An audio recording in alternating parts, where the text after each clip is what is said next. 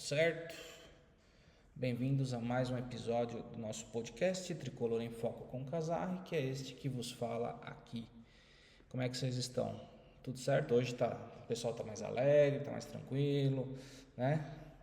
Então vamos lá, gente, vamos iniciar. Tem bastante coisa hoje pra gente falar, muito tempo aí que a gente, né, fez o último episódio. Então vamos lá. Começar hoje só apresentar aqui essa camisa aqui que eu estou usando hoje, é meu xodó, é a camisa que o São Paulo utilizou no Mundial de 92, ó, no Mundial de 2005. Então, né, tem aqui apenas as 2 estrelas, porque ainda iríamos ganhar a terceira. Já vem com o símbolo da Conmebol Libertadores, e aqui atrás tem a bandeirinha Brasil, meio Japão, porque foi a camisa utilizada para a decisão do Mundial. É meu xodó essa camisa aqui, essa aqui é relíquia. Bom, vamos lá, vamos começar, vamos falar aqui. Primeira coisa que a gente tem aqui para falar é que o São Paulo aí começou a tratativa já está pensando já no elenco para 2025, tem muita coisa aí que está sendo falada para o ano que vem do elenco, e o São Paulo vem trabalhando e tá ficando cada vez mais evidente que o São Paulo vai trabalhar muito forte as categorias de base para o ano que vem, né? Tanto é que essa pré-temporada que o São Paulo vai fazer nos Estados Unidos, mais uma vez foi falado, o Muricy falou, tem uma molecada muito forte aí de 16, 17 anos que vai ser a base do time que o São Paulo vai levar para essa pré-temporada. A minha gata ainda aparecendo. Então o São Paulo vai usar muito a molecada o ano que vem, e pensando nisso, o São Paulo quer segurar alguns jogadores que são referência em experiência e tudo mais. E a primeira coisa que o São Paulo que o São Paulo já vem pensando é renovar o contrato do Rafinha. Parece que o Rafinha já entendeu qual vai ser o papel dele nessa passagem de bastão aí para o ano que vem, que seria realmente ficar muito mais para dar força para a molecada, para passar experiência, passar calma, tudo. E então aí o São Paulo já vem negociando essa renovação de contrato do Rafinha para o ano que vem. Falando também aí já, né, desse futuro do São Paulo aí, o São Paulo fez um evento na semana passada, onde foi apresentado o novo patrocínio da Ademicon, né? A empresa já é parceira do São Paulo atualmente, já é patrocinadora de algumas coisas do São Paulo, mas ela foi efetivada aí, foi feito um novo contrato de patrocínio do São Paulo, da Ademicon com o São Paulo. Ela vai estampar a camisa do São Paulo agora até 2030, né? Então teria aí, além desse novo patrocínio, também uma extensão até 2030, já visando o centenário do São Paulo em 2030. Então foi feito um evento onde foi anunciado tudo isso, e nesse evento também aí já foi feito um monte de, né, o pessoal já pegou o Eduardo Toni, que é o diretor de marketing do São Paulo, e já começou também, já perguntaram sobre um monte de coisa. Minha gata aqui tá mordendo os negócios, né? Então a primeira coisa que seria, perguntaram para ele, né, na questão do painel do Morumbi, que aparentemente tá encantado, isso aí tá de rosca, mas, né, mais uma vez, né, não, já foi feita todas as tratativas entre a empresa, né, a dona da marca do Morumbis, que vai estar negociando com a prefeitura, porque seria como se fosse um outdoor, né? Então aí entra na lei de publicidade e tudo mais. Então a empresa que está negociando com a prefeitura, parece que as tratativas já foram feitas, aí é muito mais agora a questão de ajustar prazos e detalhes técnicos lá, e isso está em tratativas ainda. Então, mas vai se saber quando isso vai acontecer, né? Mas enfim, parece que até o final do ano isso aí vai efetivamente vai acontecer. Outra coisa que foi questionada também foi a possibilidade do São Paulo virar uma SAF, né? Mas eu não sei de onde tiraram isso, simplesmente foram lá e perguntaram: São Paulo pode virar uma SAF? Sem base nenhuma, mas enfim, o diretor também respondeu sobre isso, disse que não é o momento do São Paulo e nem passa pela cabeça da diretoria esse tipo de processo. Então, também nada relacionado a isso. Também nesse evento aí também foi perguntado sobre os prazos da apresentação da proposta da renovação do Morumbi para a reforma do Morumbi, né? Aparentemente todos os prazos se mantêm, então a W Torre vai apresentar o projeto até o final do ano para a diretoria do São Paulo. Sendo aprovado tudo, aí eles vão levar esse projeto para os conselheiros, né? Porque aí também tem que ter a aprovação dos conselheiros, e esse processo seria até março do ano que vem, até março de 2025. Então, esse é o que temos aí de momento, né? Outra empresa parceira que o São Paulo agora divulgou, qualquer empresa, porque até então não havia sido divulgado, né? O São Paulo já tinha falado que iria fazer a proposta, já ia fazer o projeto do Banco Digital do São Paulo, e até então foi falado, até em algum episódio aqui eu comentei sobre isso, que o São Paulo fez a parceria, que ia lançar o banco digital, tudo, mas não havia sido divulgado qualquer empresa. Bom, agora divulgou, é a Magnum, ela também será uma patrocinadora, ela também vai estampar as mangas da camisa do São Paulo, e vai ser a parceira nesse processo, né, da criação do banco digital do São Paulo. Mais uma empresa aí muito bem-vinda, e esperamos que torne, né, o nosso futuro aí menos, pelo que a gente vê aí, né, meio sofrível aí.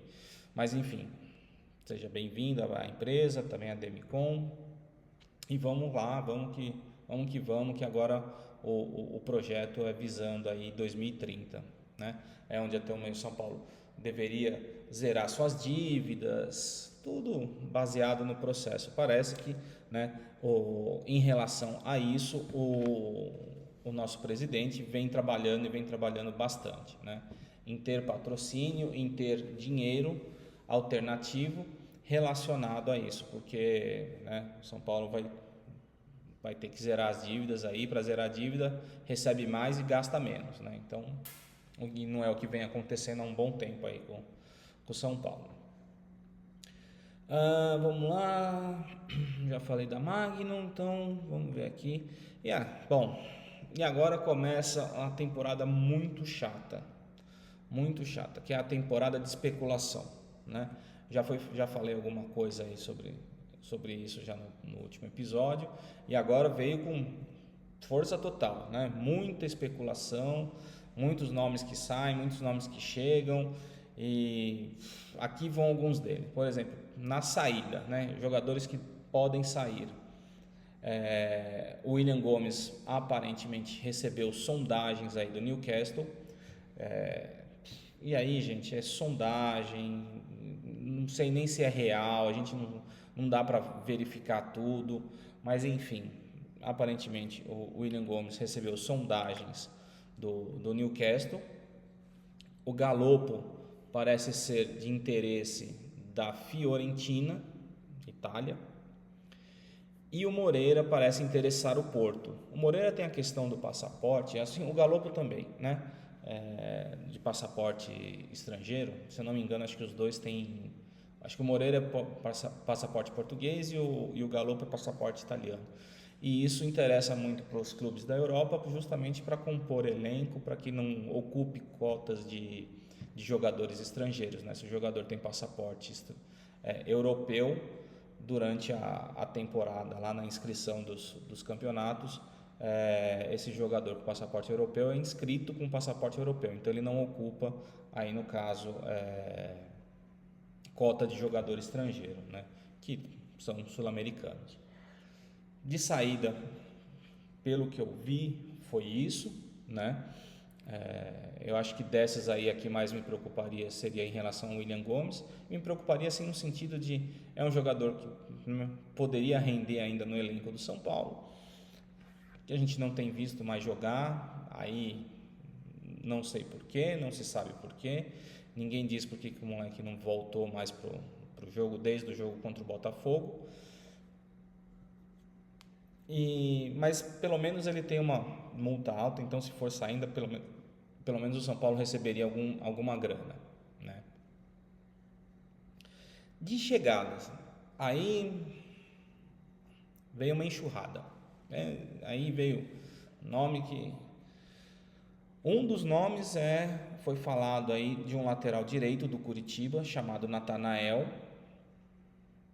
Desconheço, e aí, né, ouvindo o programa Estádio 97, por exemplo, também nem o Portuga lá conhece o jogador,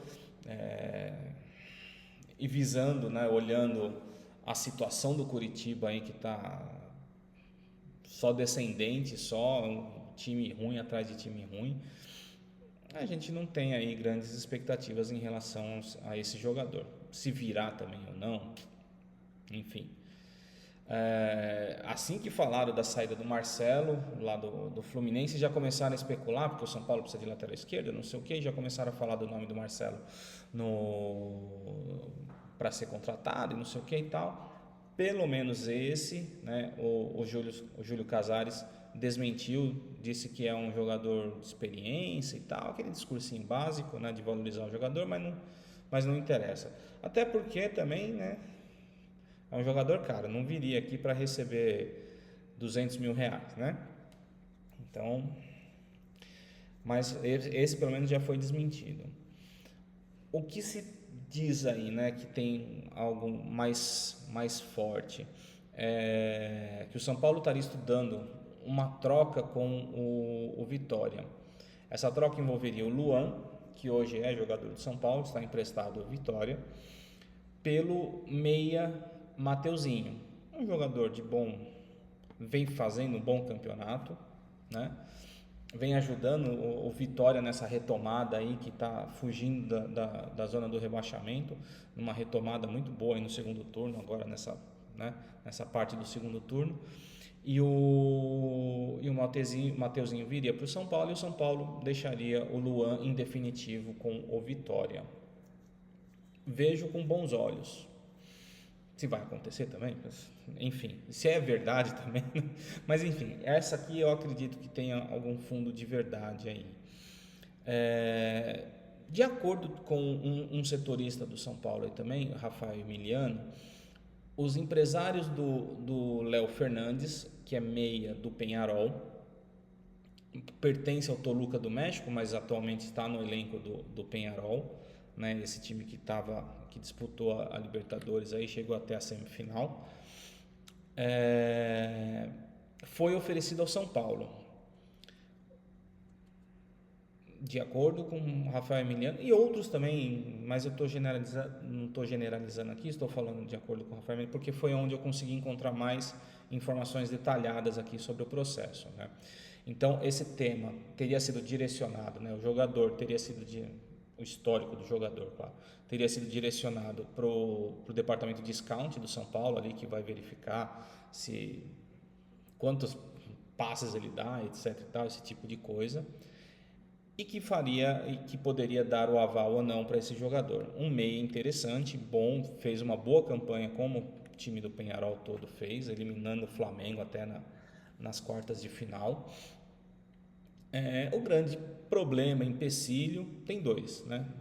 O primeiro é o valor que o Toluca estaria pedindo por esse jogador, que seria de 46 milhões de reais.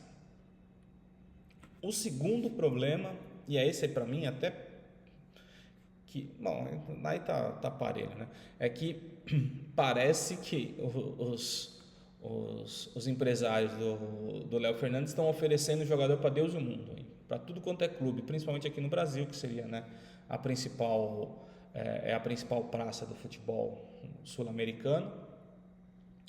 E aí, gente, primeiro que o valor, 46 milhões de reais, o São Paulo não vai investir, já, né, antecipando aqui. E outro, se for leilão ainda, porque os caras estão distribuindo, é como se você estivesse distribuindo currículo na Praça da Sé,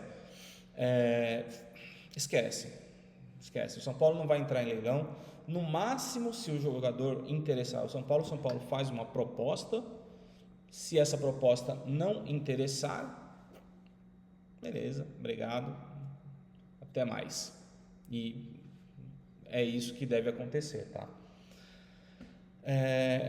Se o negócio com o Mateuzinho rolar ainda até, né? Aí que não vai rolar mesmo esse negócio com o Léo Fernandes. Tem um outro negócio que vem rolando, e esse aqui parece que está mais avançado até, que é a questão do lateral esquerdo do Santos, um garoto chamado Souza, de 18 anos.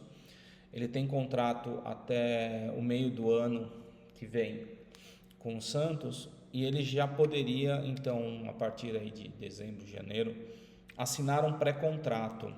E parece que já teve conversas entre a diretoria do São Paulo e a diretoria do Santos em função disso, dessa realização desse pré-contrato. O São Paulo já monitora esse jogador, já, pelo que eu li, desde 2023, nas categorias de base do Santos, que é um jogador que seria bem interessante e tudo mais. Enfim, acho válido mais uma aposta aí em garotos de base, né? Enfim, é tudo isso aí o cenário que o São Paulo, envolvendo o nome do São Paulo em indas e vindas de jogadores, vão aparecer daqui para frente, vai aparecer cada vez mais. E peço, né, assim, peço não porque, mas eu como, né, já torcedor há muito tempo, conhecendo já a forma de trabalho do São Paulo, de contratação, e vendo ainda o que vai acontecer pela frente, não virá nomes de grande impacto. Oh, meu Deus, tá difícil. Não virá nome de grande impacto, de relevância. Virão jogadores aí para compor elenco, alguma coisa assim, talvez um jogador um pouco mais conhecido, mas não é nada como o caso do Mateuzinho, mas nada muito. Já vi gente no Instagram, pô, São Paulo, precisa contratar um nome forte, traz um jogador. Não vai, o momento não é para isso, tá, gente? Por favor, né? Vamos ter um pouquinho só de cabeça no lugar aqui, que o foco do São Paulo, a partir do final do ano que vem, né, deste ano, é 2030, é ter um São Paulo com saúde financeira boa para, no ano do centenário, poder fazer algumas loucuras aí e contratar jogadores que sejam de nome, porque para fazer um barulho em 2030, né? Agora vai ser muito em cima da molecada, vai ser muito em cima dos jogadores que já estão no elenco e que querem ficar. E é isso, tá? Falando na molecada, o São Paulo Sub-20 chegou à final do Campeonato Paulista, né? E vai disputar contra o Novo Horizontino. Então o São Paulo passou pelo Red Bull, havia empatado o primeiro jogo na casa do Red Bull, fez o jogo decisivo em Cotia, venceu por 1-0, gol do Ferreira, é um garoto, né, que joga pelo lado direito. Pelo que eu vi, pude assistir um jogo e vejo alguns lances aí que que é bem divulgado, que é easy, né? É sempre os lances bonitos e tal, mas de qualquer forma é um garoto promissor, muito promissor, viu? Assim, eu vejo mais, apesar, tá, dos números e tudo mais, vi mais futebol no Ferreira do que no Ryan Francisco, que é o centroavante deste time sub-20. E o Ryan Francisco, né, nem preciso falar, acho que todo mundo aí sabe dos números do garoto, né? A média dele é mais de 1 gol por jogo, é 1, alguma coisa. Então tem sim, até onde eu tinha visto, eram 52 jogos do São Paulo, ele tinha 54 gols, né? A média dele é muito boa. Mas o Ferreira, eu vejo aí, né, pela questão jogador de beirada, participa mais do jogo, né? Porque o São Paulo reproduz, né, o time de base reproduz o esquema tático no time titular, então também joga no 4-2-3-1, não é o meu esquema preferido, mas e aí o Ferreira é o cara da ponta direita ali e é um bom jogador, e ele que fez o gol classificando São Paulo para a final do Paulista Sub-20. A final vai ser disputada no Morumbi, tá? Eu acho que no domingo, se eu não me engano, posso confirmar aqui, depois eu posto até no Instagram lá para vocês. O jogo vai ser realizado no Morumbi, a partida do São Paulo. O Novo Horizontino chegou na final desclassificando o time do Palmeiras, que é uma base também muito forte, né? Nem preciso dizer, o time que vem revelando mais jogadores aí no futebol brasileiro. E então, se o Novo Horizontino chegou passando pelo Palmeiras, não é um time, né? Não é um time qualquer, principalmente quando a gente olha futebol de base, né? Futebol de base não importa tanto a camisa, e sim muito mais o ambiente, né? O grupo ali, se está fechado, o técnico, né, consegue fazer um pouco mais ter um pouco mais faz um pouco mais de diferença. Minha gata passou por aqui, deixou pelo por tudo quanto é canto. Bom, vamos falar então do jogo, né? O São Paulo venceu o Bahia lá na Fonte Nova pelo placar de 3-0. Placar bem dilatado para o que foi o jogo. O jogo não foi lá essas coisas, né? A gente começou... Então, o São Paulo veio com novidades. Foi escalado ali o Sabino como titular no lugar do Arboleda. Então, a defesa era Alan Franco e Sabino. O Wellington, lesionado também, sentindo aí incômodos, também foi poupado, está no departamento médico. Então o Jamal Lewis foi o titular. Igor Vinícius também chegando agora, retomando aí, né, deve ser o titular agora, então também era o titular. Luiz Gustavo, né, o normal, e o Marcos Antônio, que parece que conquistou aí o Zubeldia, tanto, né, que o Bobadilla estava disponível, tudo para jogar, estava no banco até, e o Marcos Antônio foi o titular. E aí na frente, Lucas, Ferreira, Luciano e Caleri. O Ferreira também retornando aí ao time titular desde a lesão, sendo, né, escalado como titular na primeira vez desde o retorno da lesão dele.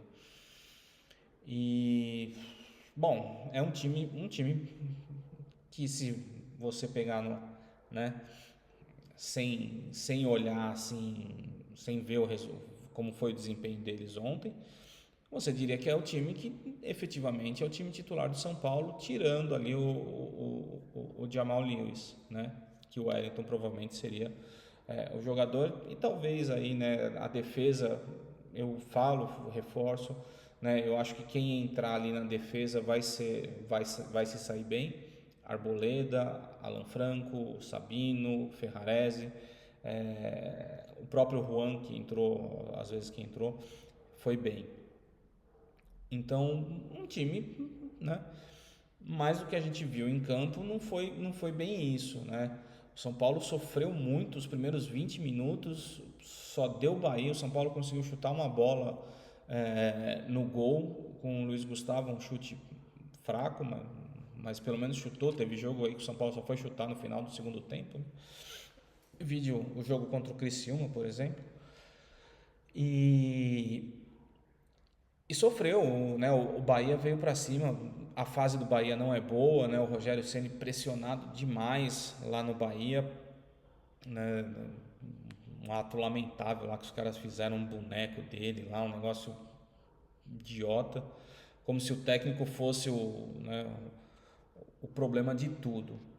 Mas e a gente vai ver aqui, por exemplo, nesse jogo que o Rogério podia ter 11 estrelas lá, que no final o Bahia que entregou o jogo para o São Paulo, né?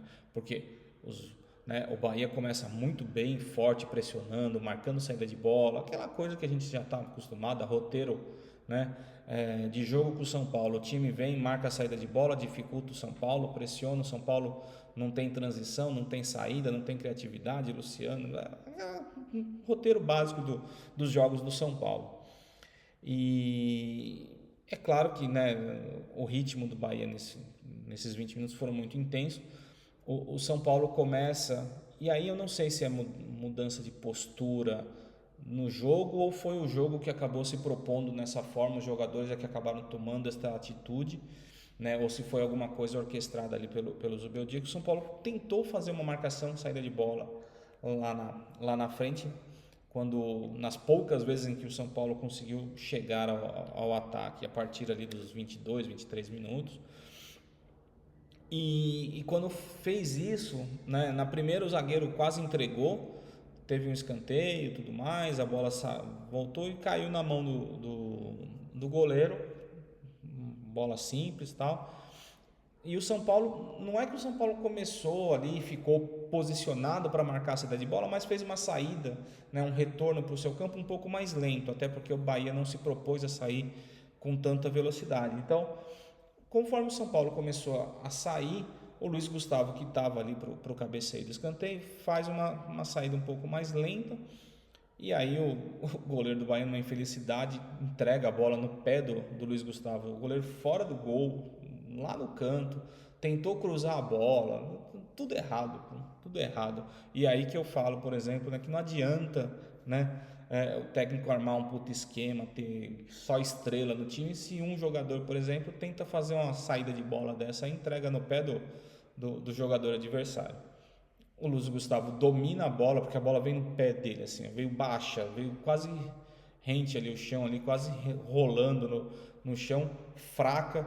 Ele domina, olha pro gol, assim, tá de frente pro gol aberto, assim, o goleiro tá lá no outro canto, lá, só empurra pro gol. São Paulo 1-0. E aí, né, o São Paulo começa a mudar um pouco a história do jogo. O Bahia pressionado pelos resultados, a torcida começa a reclamar, a xingar e não sei o quê, e o São Paulo acaba tentando ali dominar o jogo, não chega tanto no ataque, não pressiona tanto ali, mas também começa a se fechar um pouco mais e aí um pouco mais estruturado, porque até esses 20 minutos do primeiro tempo aí, o São Paulo não conseguia marcar, não encontrava jogador, né? O Rafael fez milagre em uma cabeçada ali do jogador do Bahia, mas aí já estava 1-0, mas mesmo assim o Rafael conseguiu fazer uma grande defesa. Teve uma falta que a barreira abriu e o Rafael pegou todo esquisito a bola, mas conseguiu defender. Outros chutes em que o Rafael foi muito seguro no lance e tudo mais. E aí, para o jogador do Bahia, tudo aquilo lá começa a cair. Então, o São Paulo começa a se posicionar melhor, começa a ter um pouco mais de tranquilidade, está à frente no placar e começa a tocar a bola e esperar um pouco mais o Bahia. E o Bahia se perde totalmente, né? No final do primeiro tempo ainda, eles tentam, né, mais uma vez aí, uma pressão, mas foi nesse caso aí, por exemplo, né, nessa pressão, nesse abafa que eles tentam no final do primeiro tempo, que o Rafael faz um milagre ali, uma defesa, uma cabeçada na pequena área ali do atacante do Bahia, que o Rafael consegue, com puro reflexo ali, defender. Bola cabeceada para baixo, para o goleiro é uma desgraça. e o Rafael conseguiu defender. A gente volta para o segundo tempo, mesmo time, sem mudança, não é praxe o Zubeldia técnico de mexer depois dos 15 minutos somente. É muito raro ele mexer no intervalo. Mas é aquele negócio, eu falei, o Zubeldia talvez ele tenha problema para escalar o time e entrar em campo lá na leitura pré-jogo, né? O que eu vou fazer no jogo? Às vezes ele coloca peça, né? Colocou o Marcos Antônio, que é um jogador que a gente pede, né? Eu mesmo peço bastante a entrada dele, acho que dá uma outra dinâmica, né? O Igor Vinícius, né? Jogadores que têm a necessidade de rodagem e tal, mas acabaram não indo bem, né? Marcos Antônio não foi bem no primeiro tempo, o Luiz Gustavo não foi bem no primeiro tempo, a gente deu muito espaço, né, para os jogadores, embora tenha sido um pouco a partir dos 22, 23 minutos, lá, São Paulo consegue não sofrer tanto, mas muito mais por causa do gol e porque o Bahia perde um pouco do ímpeto e tudo mais. O Jamal Lewis, ele pegou uma bola no primeiro tempo que, pelo amor de Deus, ele pegou a bola no campo de ataque e correu, mas ele deu um pique pro nosso campo de defesa aqui, que eu falei, é pro outro lado, tem que atacar para lá, tem que correr para lá, né? É aquele negócio do jogador dominar a bola, em vez de posicionar o corpo para atacar, ele posiciona o corpo para devolver a bola para a defesa. O São Paulo faz muito disso, né? É uma coisa que a gente fala, cansa de falar, é o roteiro, né? Faz parte do roteiro, né? Muito disso também é do jogador que se apresenta para receber a bola, ele está sempre atrás da linha da bola, ele não está na frente, ele não está procurando abrir espaço para receber a bola na frente, não, o jogador que vem, quando o Jamal Lewis, no caso, dominou uma bola ali no momento, em vez do Marcos Antônio se posicionar numa linha de frente para receber a bola, não, ele abre espaço para trás, que é onde ele, obviamente, ele vai estar mais tranquilo, porque o jogador do Bahia não vai ficar correndo atrás do cara, né? O jogador adversário não vai querer marcar o goleiro, por exemplo. Então, ele posiciona o corpo já para tocar para quem está livre. Quem está livre são os jogadores que estão na defesa. Então, Jamal Lewis, péssimo, muito, muito abaixo do que eu espero que ele jogue, porque é jogador de titular de seleção, né? Quem mais ali? Marcos Antônio, o Sabino, nossa senhora, o Sabino estava perdido. E é um jogador que eu acho que, para mim, acho que é ponto fora da curva esse jogo, porque o Sabino, até pelo segundo tempo dele, que foi um pouco mais seguro e tal, então a gente vê que acho que é um jogador aí que deve render um pouco mais. Enfim, jogadores, né, que foram muito abaixo no primeiro tempo. Não vou falar o Luciano sumido, não vou falar do Caleri isolado, porque isso aí vocês devem ter visto o jogo e sabem que isso aconteceu e vem acontecendo e pelo jeito vai acontecer até o final do Campeonato Brasileiro.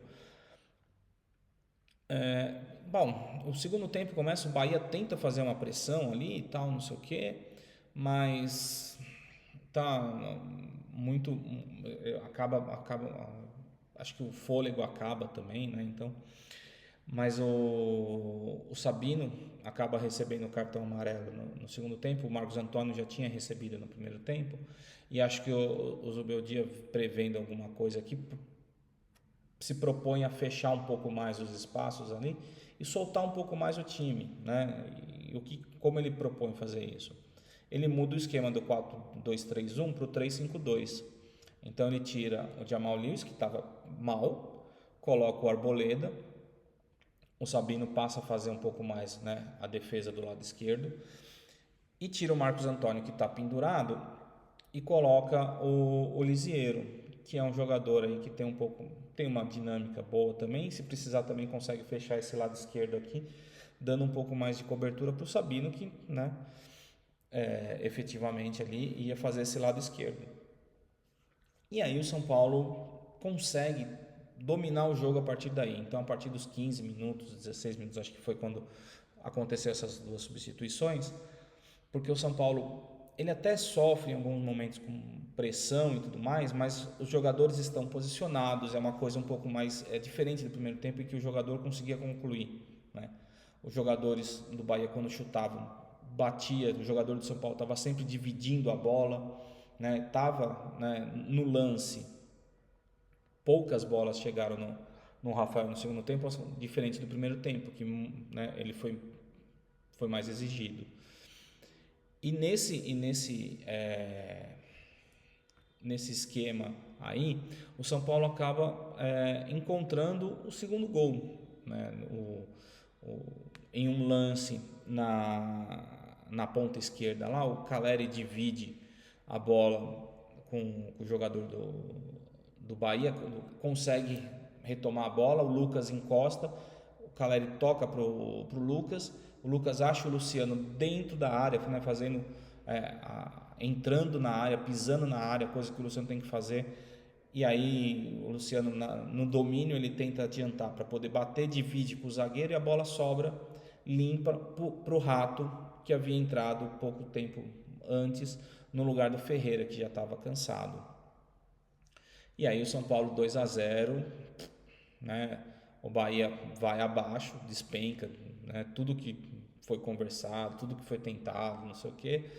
E aí vira, né, aquele jogo do Deus nos acuda. E olha que o Bahia tá atrás da gente na classificação, né? Mas a fase não está ajudando. E aí o São Paulo administra o resto do jogo, né? Fica muito mais, né? O Rafael faz mais um milagre lá numa outra cabeçada também do ataque do Bahia, mas é isso, não tem, ele não é mais exigido como ele foi realmente, né? O São Paulo passa a dominar, passa a tentar um contra-ataque aqui, um contra-ataque ali. O Rato entrou muito bem, ele entra no lugar do Ferreira, o Ferreira já estava cansado, retornando de lesão e tudo mais. E aí em uma saída de contra-ataque, numa cobrança de escanteio do Bahia, o São Paulo consegue dominar a bola, o Luiz Gustavo domina essa bola e faz um mega lançamento, encontra o Rato praticamente lá no meio de campo sozinho. O Rato avança, cruza a linha do meio de campo com a bola, é ele, Caleri e dois zagueiros marcando.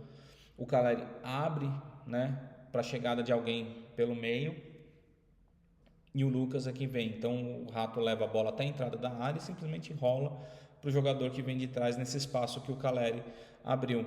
O Lucas vem, só bate de primeira, 3-0, fecha a conta e aí é só esperar o jogo acabar. Enfim, um segundo tempo melhor, um primeiro tempo muito, né, apesar da gente ganhar o primeiro tempo por 1-0, mas o segundo tempo bem melhor, os jogadores melhores postados, desempenho melhor, o placar ajuda, o desespero do Bahia ajuda, o cansaço dos caras ajuda, enfim, né? A gente não tem nada a ver com isso, o problema é deles, não nosso, né? Então, pobre Rogério Ceni. E aí só fazer aqui umas ressalvas, né? Que o jogo foi duro, né? O placar não representa o que a gente passou, o primeiro tempo principalmente, ali o primeiro tempo foi péssimo, né? Muito jogo do caranguejo, muito. O Luiz Gustavo melhor no segundo tempo, assim como todo time melhora no segundo tempo, né? Participa, mas o Luiz Gustavo fez o primeiro gol porque estava posicionado bem para, né, para marcar um pouco mais a saída de bola, dá o lançamento para o Rato para fazer para o terceiro gol, joga o jogo todo, joga os 90 minutos apesar da idade, né, correu, marcou, sofreu falta lá na frente, bem para o segundo tempo, né? O Sabino, que começou mal, mas melhora ali pelo meio do segundo tempo, né? Acho que o Arboleda acaba passando um pouco mais de segurança para a nossa defesa. O Alan Franco nem se fala, jogador seguro e tudo mais. E o Sabino sentiu um pouco ali, não sei se foi, não a titularidade, porque ele já entrou de titular e jogou muito bem. Eu acho que ontem não foi uma noite feliz para ele, mas em disputa de bola até já mais para o final do jogo, obviamente. Deu até chapéu no atacante do Bahia. Então, melhorou, né? Mas o primeiro tempo não foi bem abaixo. O Jamal foi o ponto fora da curva, porque enquanto ele esteve em campo, ele jogou mal. Foi flat, né? Diferente do São Paulo, que é estável, ele jogou mal o jogo todo. E, enfim, não sei, talvez aí, eu acho que a adaptação dele deve estar sendo, para ele deve estar sendo difícil, né? Questão de língua, questão de país, o futebol é totalmente diferente aqui. Nós estamos falando da Irlanda do Norte, cara, então deve estar sendo pesado. Acho que ele tem aí bom futebol, até é empenhado. Já falei isso aqui algumas vezes, né? Porque o jogo acaba, independente se é fora ou se é em casa, não sei o que. Depois do jogo, o cara tá lá correndo no campo, independente se ele jogou, se ele não jogou, ele tá lá fazendo um tratamento, um treinamento ali no campo. Eu acho, né, a gente tem que valorizar esse tipo de jogador, esse tipo de atleta, mas o desempenho dele eu acho que a gente ainda vai ter que esperar um pouquinho para avaliar. Ontem, mal. O Marcos Antônio começou ontem perdido e tomou cartão besta, falta besta que ele fez, que foi até a falta que a barreira abriu e o Rafael conseguiu defender. Mas melhora no segundo tempo, no começo do segundo tempo, mas logo ele é substituído também pelo Lisiero e ele estava começando a apresentar uma melhora, assim como todo o time do São Paulo estava, né, ganhando corpo. O Lucas, que em primeiro tempo foi mais apagado, no segundo tempo ele tem mais espaço. Teve uma coisa muito legal no jogo ontem, que enquanto o São Paulo sofria a pressão, estava com o Lucas na direita e o Ferreira na esquerda, né, posição fixa e tudo mais. Em determinado momento no primeiro tempo, a inversão, o Lucas vai jogar na esquerda, o Ferreira vai jogar na direita, e isso gera uma confusão momentânea ali, né, e acaba gerando bons frutos para o São Paulo. Então acho que essa visão, não sei se parte do banco, se parte do próprio jogador, vamos inverter aqui porque tá difícil sair jogando desse lado, talvez você saia melhor. Acho legal e isso foi interessante no primeiro tempo, mas no segundo tempo o Lucas tem uma participação mais ativa no jogo, participa do segundo gol, tocando ali pro Luciano, faz o terceiro gol com gás, correndo o jogo todo. Então, o segundo tempo bem melhor do Lucas. O Luciano não dá, né? A posição que ele está jogando não está ajudando, passa muito tempo sumido. Até, eu não sei se sou eu que vejo isso e quero entender dessa forma, mas enfim, em alguns momentos eu vi ali o Luciano do lado do Caleri ali, falando, pô, é isso que tem que acontecer, né? Jogar do lado do Caleri. Mas aí eu não sei se sou eu tentando interpretar isso dessa forma ou simplesmente uma questão do que acontece do jogo, do cara tá passando, né, e a gente presta atenção nesse momento. Enfim, a hora que ele pisou na área, saiu o gol, né, recebeu do Lucas e mesmo com bola dividida, tal, não sei o quê. Mas o fato dele estar ali dividindo a bola, recebendo, tal, né, é o que a gente quer. Fez uma carinha feia ali na hora que foi ser substituído pelo Nestor, que pelo amor de Deus, né, Luciano? 30 minutos do segundo tempo, você vai reclamar do quê, cara? Pô.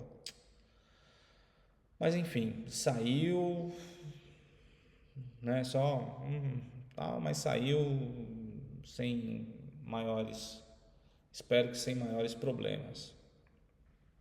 Até porque o São Paulo precisava ali de um gás e o Nestor ia fazer muito bem esse papel. Acho que nesses momentos, né, que o William Gomes poderia participar do jogo, 15 minutos, São Paulo ganhando 2-0, né? Bota o moleque ali, deixa, né? Ou põe ele mais para aberto, aí centraliza o Lucas, enfim. Nesses momentos que a gente pode utilizar a garotada, porque o jogo tá totalmente a nosso favor, que aí pode entrar o Henrique do Carmo, Henrique Carmo, acho que é Henrique Carmo, o William Gomes, que a gente pode utilizar esses moleques, né, para poder dar um pouco de rodagem, para eles poderem jogar um pouquinho e tudo mais. E aí, enfim, é o que eu penso, né, Fernando, penso. Não sei se o Zubeldia pensa. Não pensa, né? Porque senão ele teria feito. Enfim. E o Ferreira foi um jogador regular positivamente, enquanto o Jamal foi regular negativamente. O Ferreira jogou bem ali enquanto teve gás, procurou sempre, né, encontrar espaços, ir para o confronto, né, como característica dele, né, ele vai para o drible e é isso que a gente procura nesse tipo de jogador que vai jogar pelos lados, né, então um jogador que quebra a linha. Rafael, que ontem foi muito seguro, fazendo os 2 milagres, positivo, acho que, né, talvez retome aí o desempenho dele que ele teve o ano passado inteiro com a gente, né? Então acho que oscilou um pouco, principalmente depois da convocação, porque normalmente o jogador do São Paulo, quando vai para a seleção, volta, e não é só visão minha, eu vejo muito palmeirense falando dos jogadores deles que são convocados, que quando volta também, volta lá embaixo, lá, sei lá, deve ser nariz empinado, se achando, e para jogar nessa seleção aí, é melhor o cara não se empolgar muito não, né? Enfim. E o Rafael ontem merecidamente aí, muito bem, teve até a votação, ganhou a votação lá do craque do jogo, muito bem, merecido. E o Caleri, aquela coisa, né, atacante que passa fome, né, não teve uma bola que chegou nele dentro da área para ele chutar pro gol, para ele cabecear, não, jogador isolado, sozinho, que tem que brigar para conseguir uma bola, né? E depende só dele. Teve uma lá que, mas aí não é característica. Ele pega a bola lá, ele tem que cruzar o campo todo correndo com a bola. Não faz parte da característica dele. Ele é até lento para isso, né? O zagueiro sai antes e chega na frente dele lá, então, né? Mas pela briga, por estar ali em campo, por estar o tempo todo disputando espaço com os zagueiros e tudo mais, ainda conseguiu roubar a bola para o segundo gol do São Paulo, né? Então, e eu acho que no terceiro gol, o movimento que ele faz ali é importantíssimo para o Lucas poder chegar batendo e fazendo o terceiro gol, né? Então, de estar jogando para o time, o Zubeldia até falou sobre isso na coletiva depois do jogo lá, sobre como o Caleri vem jogando para o time, né? Não é para ele fazer gol, ele joga para o time, para participar do jogo como um todo. Então, destaque positivo aí também pro Caleri. E aí é isso, né, gente? Então, o São Paulo agora chegou aos... Cadê aqui a tabela? Chega aí aos 54 pontos. Fica um ponto atrás do Flamengo. Mas aí, né, o Flamengo ainda precisa jogar o jogo da 32ª rodada. Mas mesmo assim o São Paulo está lá, está incomodando. O Internacional também ganhou o jogo dele ontem, infelizmente, e aí agora o Internacional, por enquanto, até o Flamengo jogar, é o quarto colocado com 55, com 56, o Flamengo com 55, mais um jogo a menos, e o São Paulo é o sexto com 54. Essa vitória também serviu para colocar uma diferença muito grande de 8 pontos em cima do Bahia, que está com 46, e é o time que poderia talvez, né, tirar nossa posição. Então o São Paulo nesse momento fica sem ter uma ameaça para perder lugar, e agora ele passa a ser a ameaça para roubar a posição talvez do Flamengo, sim. Se o Flamengo bobear aí, porque o Internacional não me parece que vai bobear, não. O Internacional parece que está firme e forte aí nessa reta final aí, e